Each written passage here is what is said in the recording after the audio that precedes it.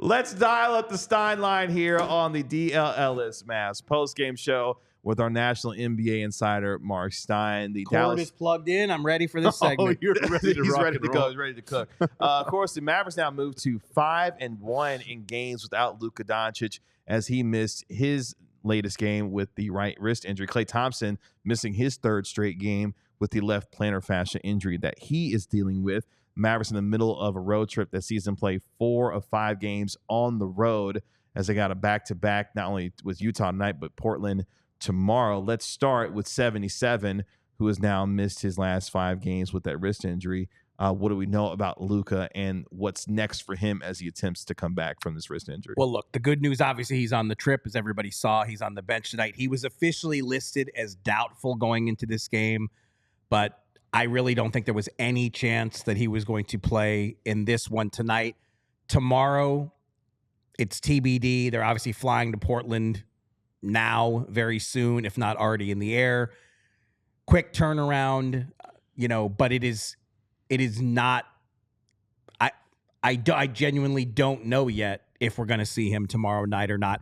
I'm more confident we will not see Klay Thompson. I asked the question just the way you asked it to me the last time we did a show together. How concerned are the Mavs about his injury? I'm not detecting like a deep sense of concern. And, I think we saw footage of Klay this week. He's already, getting shots up, and it's not like he's immobile. But I think the reality is, with so many other guys playing well, it's given them the ability, especially with Klay, to like not rush him, but now Marshall, couldn't play the second half because he's ill. So look, tomorrow in Portland, it's too soon to know exactly what kind of complement of players we're going to see. But here's the other thing that's not an injury report thing, but like Kyrie Irving's carrying a huge load right now. A lot of minutes. It would really be nice if he didn't have to play both ends of a back-to-back. But if you don't know that Luka can play, you don't know that Najee can play, you already know that Klay's almost certainly going to be ruled out. Do you give Kyrie a night off and take your chances? I mean, the Blazers are really banged up too, so you might be able to get away with it in Portland, but it's too soon to give you, again, the full who's in and who's out for tomorrow. But the Mavs have a lot to think about and a lot to figure out on that front on this plane ride, and when they get to Portland and can gauge everybody in the morning after whatever kind of sleep you can muster on a back-to-back trip like this. Because yeah, I mean, if I put you in charge, you'd like to give Kyrie a rest here, wouldn't you? I would. I mean, you got a game on Tuesday. That's an early tip, right? Yeah, on Tuesday at home. Is it?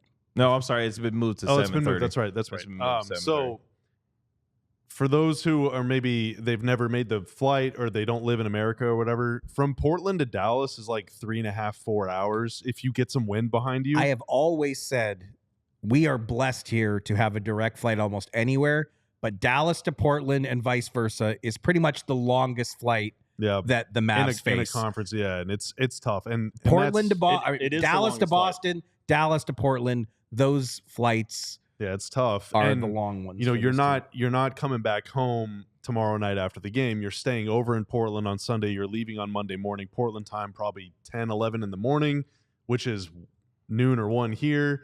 So like Monday doesn't exist. You're spending 4 hours of Monday on an airplane, which gets you dehydrated, which you're not eating well. You're not working out at all. You're just like kind of vegging out there on the plane, and you're landing here in the middle of rush hour. You're going to go home. It's going to be pitch black outside. You're going to go to bed.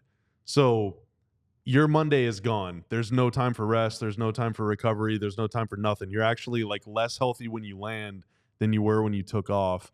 It would be really nice if Kyrie didn't have to play. As the season keeps going, laughter out of the producer cubicle increases with every show. Have you noticed that? It's a little worrisome.